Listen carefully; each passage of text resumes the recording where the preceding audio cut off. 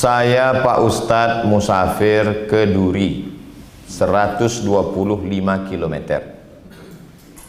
Apakah saya qashar atau saya tunggu kalau amat sangat kesulitan? Setelah berusaha tidak mampu baru qashar.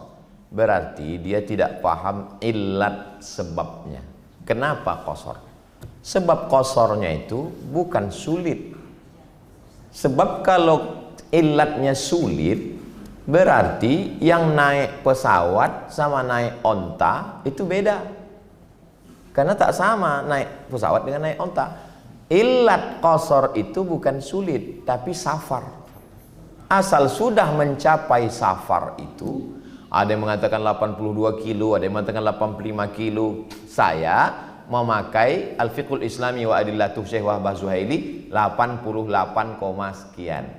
Kalau susah mengingatnya 90, 89. 89 ini kadang payah. Kalau dari pengajian ingat jadi 98. Ingat aja Wali Songo, siji loro telu papat lima enam pitu wolu songo 90. Asal udah mencapai itu qashar lah. Saya tak mau qashar Pak Ustadz. Kenapa tak mau qashar? Karena dulu mereka kan naik onta, jalan kaki. Kita sekarang kan naik pesawat. Maka beramal ini bukan ikut perasaan. Nah, kalau beramal ini ikut perasaan, orang yang biasa berwudu disuruh tayamum dia tak mau. Saya kalau tayamum ini rasa tak sembayang Pak Ustadz. Makanya beramal ini adalah dengan ilmu. Kalau sudah beramal dengan ilmu, dilaksanakan, terbiasa dengan itu, barulah rasa itu berubah. Jadi kalaulah orang memperturutkan rasa, rasa itu tak bertepi. Kalau menurutkan akal, akal itu tak berbatas. Apa batas akal dan rasa? Syariat. Makanya orang tasawuf yang meninggalkan syariat tak berbatas, dia tak kemana-mana perginya. Maka syariat, asy-syari'atu bila haqiqatin batilah wal haqiqatu bila syari'atin atilah. Kalau hakikat tanpa syariat hampa dia, tak ada isinya. Maka tidak mengikuti rasa-rasa. Yang mengikuti rasa itu berbuka puasa. Perlu ada rasa. Nah, ini tentang masalah. Asal udah dapat ilatnya, safar, laksanakan. Nah, itu. Yang kedua, Ustadz menyebutkan dalam contoh ini puasa ada, sholat ada, tapi tak ada jelaskan bagaimana tentang haji. Padahal haji yang jelas ada, walillahi 'alan nasi hajjul baiti man istata'a. Jadi saya sebutkan definisi lughatan, wastilahan, pendapat ulama, baru sebagai beberapa contoh. Istita'ah ini dalam semua ibadah. Mana contohnya? Fattaqullaha mastata'tum. Maka dalam semua ibadah ada istita'ah. Lalu kenapa Ustadz jelaskan cuman dalam sholat dan puasa? Karena memang kita fokusnya namanya pun kultum kan, kuliah 7 menit. Kuliah 7 ini tidak adil juga. Yang mau disampaikan 7 menit, tapi Ambo menyampaikan 50 menit. Nah, artinya example, sebagai contoh saja, sebagai contoh kasus saja yang Ambo sebutkan tadi. Bukan berarti istita'ah itu hanya ada pada sholat dan pada puasa. Ustadz tadi membacakan hadis. Hadisnya sahih, sahih Bukhari, sahih Muslim. Sawabuhu, maka dapat pahalanya muqiman, seperti pahala orang yang muqim, wa sahihan, seperti pahala orang yang sehat. Sementara ada hadis lain mengatakan bahwa orang yang melaksanakan rukhsah dia dapat setengah. Mana yang dipakai? Maka ulama menulis kitab namanya Ikhtilaful Hadis. Tak ada air putih ya.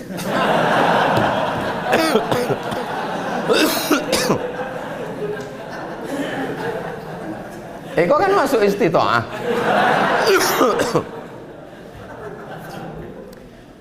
Kalau bertentangan antara dua hadis, bagaimana sikap ulama? Yang pertama al-jam'u, mengkombinasikan. Karena al-aslu fil nassi al-amalu bihi. Al-aslu fil asya al-ibahah. Hukum asal sesuatu halal. Tapi hukum asal nas tidak boleh langsung ikut nasikh nih. Ini mansuh, tak boleh. Mesti dikombinasikan dulu. Al-jam'u bainahuma.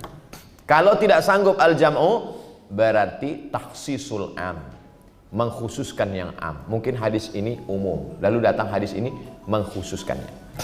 Yang ketiga, kalau tahu mana yang duluan mana belakangan, barulah disebut dia nasikh mansukh.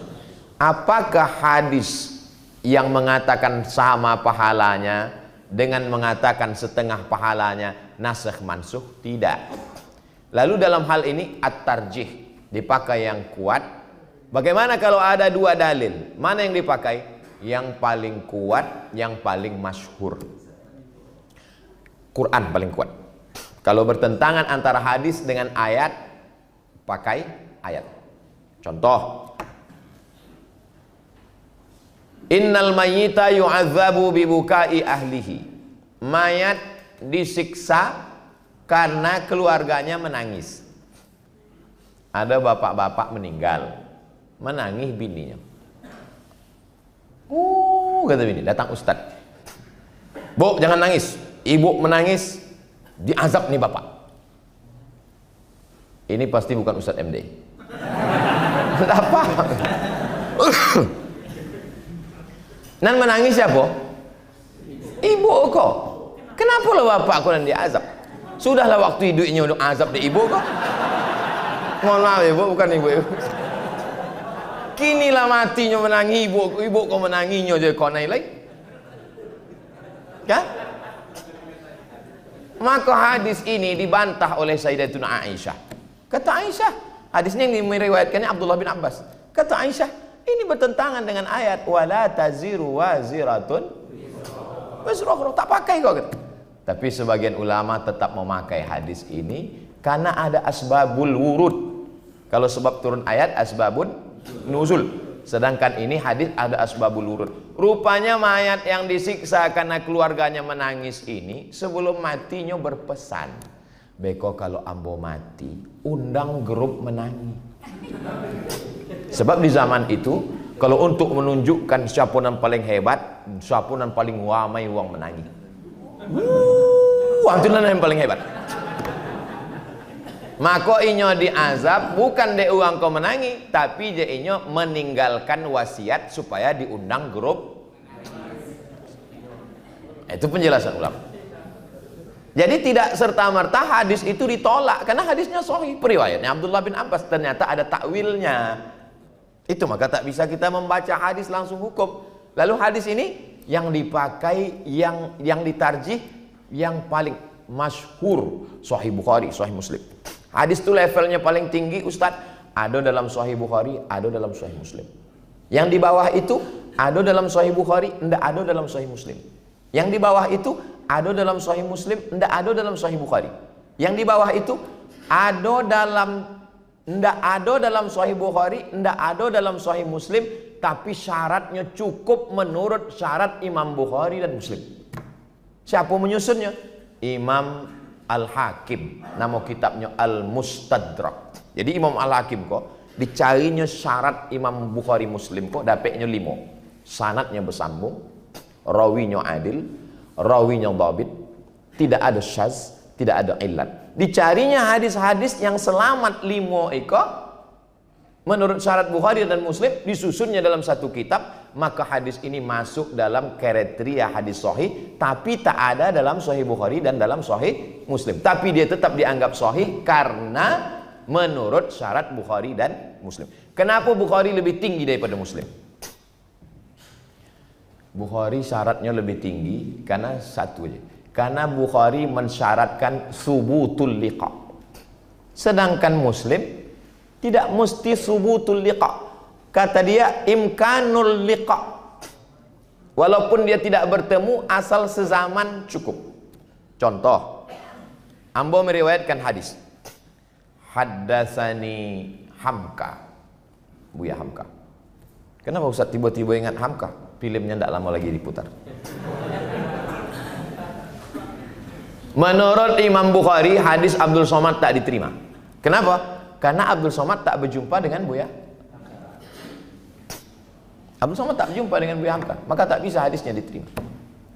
Karena Imam Bukhari mensyaratkan subutul liqa. Dari mana dapat hadis kau? Dari Imam Bukhari.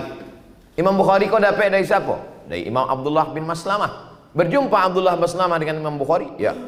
Imam Abdullah bin Maslamah kau dapat dari siapa? Dari Malik bin Anas. Berjumpa Malik bin Anas? Berjumpa. Imam Malik bin Anas dari siapa? Dari Abu Zinad. Berjumpa? Berjumpa. Imam Abu Zinad dari siapa? Dari A'raj. Berjumpa A'raj dengan Abu Zinad? Berjumpa. A'raj dari siapa? Dari Abu Hurairah. Abu Hurairah berjumpa dengan Nabi? Berjumpa dengan Nabi. Subutul liqa. Jadi kalau dapat hadis Sahih Muslim, dapat Bukhari, maka yang ditarjih adalah yang Bukhari. Hadis yang tadi menyebut bahwa orang yang beramal musafir dia 2 rakaat, sakit dia duduk, dia dapat mendapat pahala sawabuhu muqiman wa sahihan. Hadisnya masyhur, hadisnya dalam Sahih Bukhari, hadisnya dalam Muslim, maka dipakailah riwayat ini. Tapi tetap dilihat, jangan sampai beramal singkat hanya karena adna masyaqqah. Adna masyaqqah. Sakit-sakit seketek, tak bisa. Wallahu a'lam bishawab. Hanya Allah yang lebih tahu.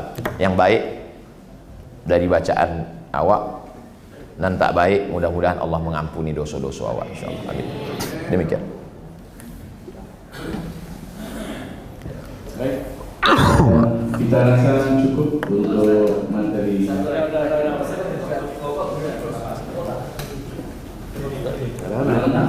Hah? Boleh. Silakan. Assalamualaikum warahmatullahi wabarakatuh. Waalaikumsalam. Ada 2 pertanyaan yang menyambung pertanyaan Ustaz tadi yang disampaikan kita ini. Pertama tentang pertanyaan beliau jamak dan qashar. Nah, apakah jamak dan qashar itu kalau kita berpergian dari satu tempat ke tempat yang lain yang jaraknya itu 100 km, kemudian apakah ada syarat kita menjamak dan mengqashar itu bila mana kita nginap di tempat itu, Pak Ustaz? Yang pertama, karena ada juga Ustaz yang menyampaikan itu harus nginap. Nah, biasanya dia menyampaikan kalau kita jalan-jalan di kota saja 100 kilo, itu sama juga kita jalan dari sini ke Payakumbuh, kemudian balik lagi, tidak nginap di sana. Nah, orang yang jalan dari sini ke Payakumbuh tidak nginap itu boleh nggak jamak qashar? Kemudian yang kedua tentang tadi sholat berdiri dengan sholat duduk. Nah, apakah benar ada ulama atau ustadz yang mengatakan kalau kita sakit lalu kita sholat duduk pahalanya itu sempurna, sedangkan hadis yang sholat duduk tadi itu setengah daripada sholat duduk. Sholat ya. Sudah ditanyakan tadi, sudah dijawab. Ya, maksudnya saya menyambung apa tadi. Baik, silakan yang di belakang terakhir. Pertanyaannya, apakah itu sholat wajib dengan sholat sunnah, itu maksud saya. Apakah sholat wajib itu dia mendapatkan sempurna pahalanya penuh, dan sedangkan kalau sholat wajib dia mampu berdiri, dia duduk, dia sholat duduk, baru itu yang dikatakan mendapat pahala setengah. Terima kasih. Assalamualaikum. Yang terakhir, yang paling belakang, singkat padat. Silakan. Memberi makan pada pekerja di rumah kita yang tidak sholat seperti tukang misalkan. Yang kedua,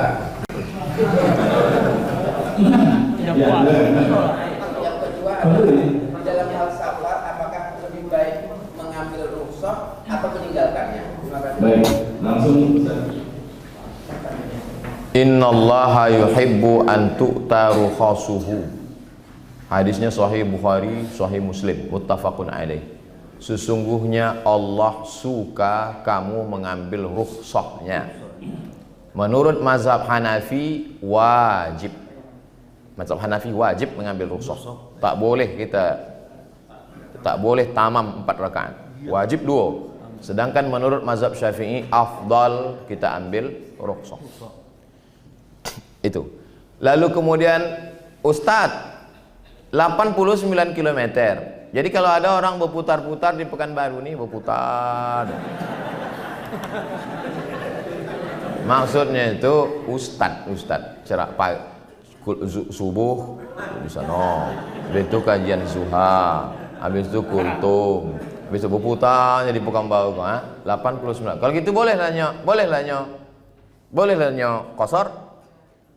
Ini namanya pikih akal-akalan.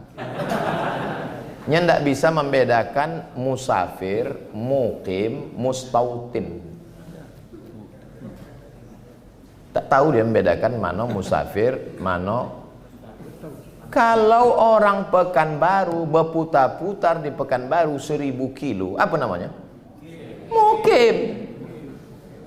Tapi kalau Ambo sampai ke Payakumbuh, itu namanya musafir. Buka cabang di Payakumbuh, itu namanya mustautin. Joleh. Jadi bukan tengok kilometer, mesti menginap dulu. Hah? Jadi safar, kau rusak konsentrasi orang kau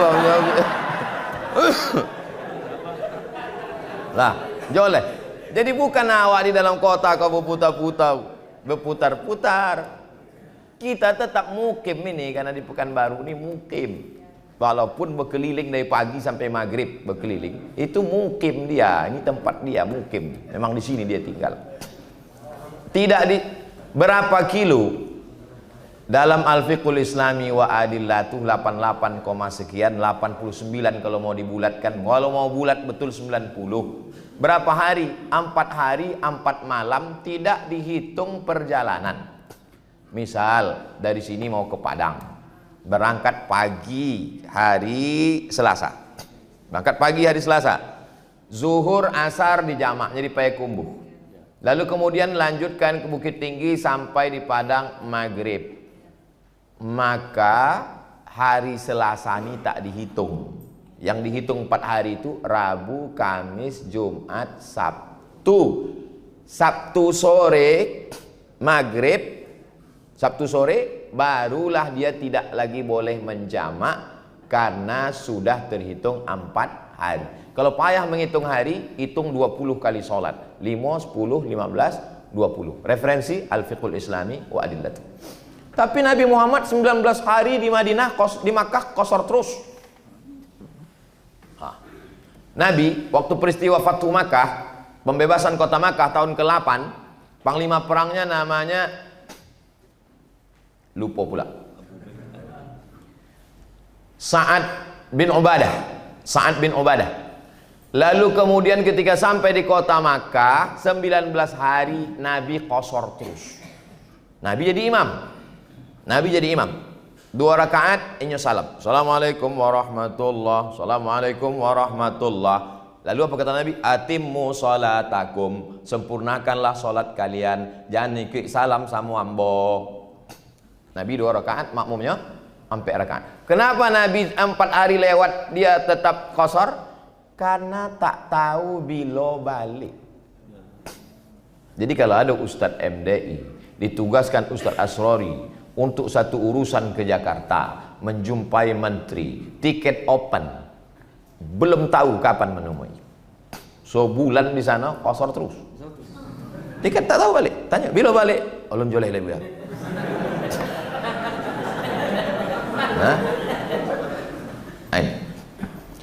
Tentang masalah orang yang sholat tadi, maka kalau dia musafir dia dapat pahala mukim. Itu Pak Ustadz sholat wajib apa sholat sunat? Mana ada orang sholat sunat musafir? Sedangkan yang wajib menjadi 2. Sedangkan yang wajib menjadi 2.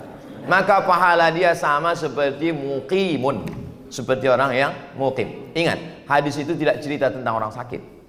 Hadis itu bercerita tentang orang safar dan sakit. Seandainya hadis itu bercerita tentang orang sakit, maka besar dugaan mungkin ada sholat sunat dan sholat fardu. Tapi hadis ini bercerita tentang safar dan musafir dan sakit.